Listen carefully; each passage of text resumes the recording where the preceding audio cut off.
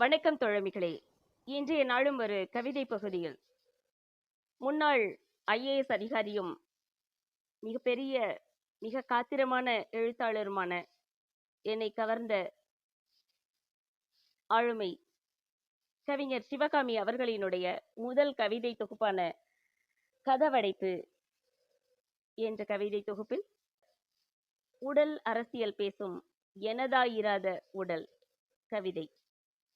எனதாயிராத என்னுடலை விக்கிரமாதித்தன் என சுமப்பதில் மரங்களிலிருந்து மலர்கள் உதிர்கின்றன.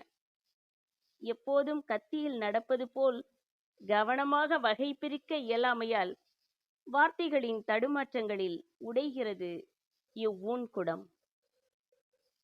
செப்பனிடும் வசதி குறைவினால் மிருகத்தின் பிளிரல் மிக அருகில் கேட்டு பதறுகிறது பிறப்பித்த உடல்.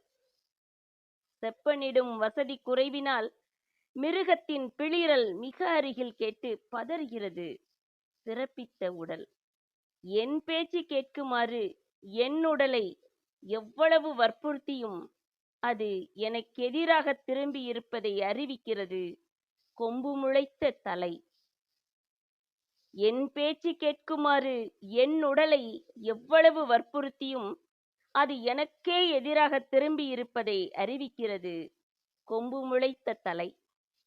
முழுதும் என் படைப்பல்லாத உடலை நான் மட்டுமே சுமக்கும்படி சபிக்கப்பட்டிருப்பது கண்டு வியந்துதான் போகிறேன். நன்றி.